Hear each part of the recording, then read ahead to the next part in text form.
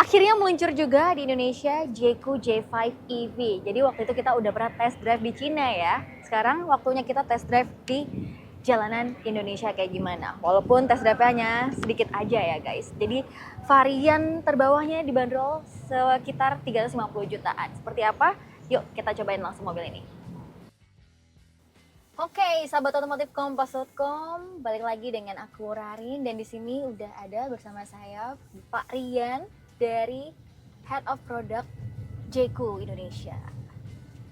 Jadi Pak, ini kan mobil akhirnya diluncurkan juga nih. Ya. Kemarin di IMS baru dipamerin doang, Ya. ya kan? Kita belum bisa ngeliat interiornya, masuk pun belum bisa, masih kacanya gelap.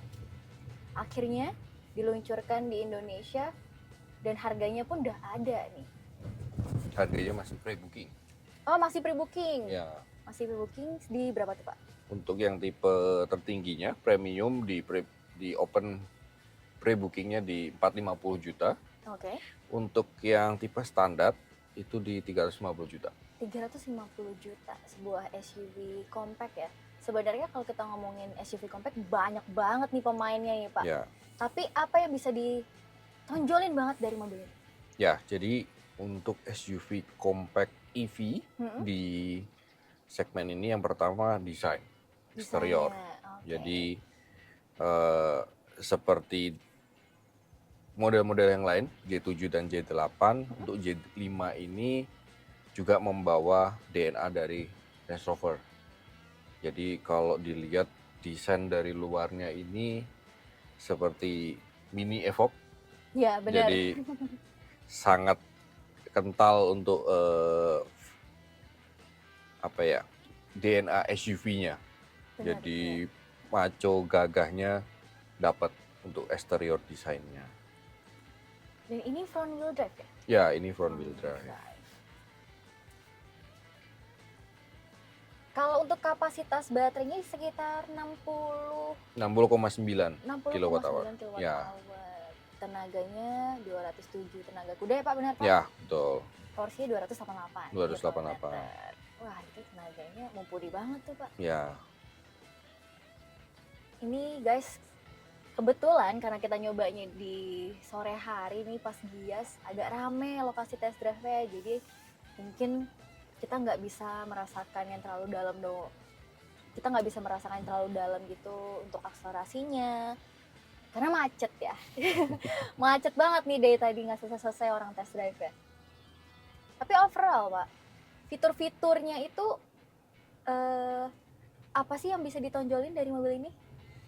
Ya, yang pertama baterainya cukup besar, lalu tenaganya juga superior di kelasnya. Lalu kita untuk safety sudah ada 17 ADAS, 8 airbag. 17. Ya, dan juga panoramic roof yang besar dari depan ke belakang yang pastinya bikin mobil ini semakin lega kabinnya. Karena secara body size pun juga dibanding dengan sekelasnya ini cukup besar. Ya, benar sih Pak. Kalau yang standar tuh berarti apa aja yang nggak ada? Untuk standar baterai dan powertrain semua sama ya. Hanya fitur yang ada di dalam yang berbeda seperti panoramic sunroof, ADAS, electric seat, lalu layarnya ukurannya lebih kecil di 9 inch, yang ini di 13,2. Lalu untuk pintu bagasi power tailgate-nya masih manual. Kalau yang ini sudah elektrik. Ya, itu memang segmen yang kita tuju adalah orang-orang yang konsumen yang memang hanya ingin untuk commuting. Mereka butuh mobil EV yang lega, desain yang SUV. Nah, itu mereka bisa memilih untuk yang tipe yang standar karena secara range, secara powertrain semua sama. Ya. Kalau untuk visibilitas nih ya teman-teman, semuanya tuh enak dilihat loh. Dari spionnya, karena mobil ini lumayan lebar juga, tapi aku bisa ngelihat sampai kanan sampai kiri dengan baik gitu. Ngelihat mobil belakang juga masih nyaman. Kaca belakangnya juga nggak terlalu kecil, jadi masih enak untuk dilihat. ya, terutama di bagian headrestnya nggak terlalu tinggi. Itu paling penting sih. Kaca depan juga gede ya, jadi visibilitas oke lah. Apalagi didukung juga dengan posisi duduk yang ergonomis, soalnya udah elektrik sih. Driver doang atau front passenger juga elektrik, Pak? Elektrik juga. Elektrik Untuk juga ya? front passenger ada electric seatnya juga.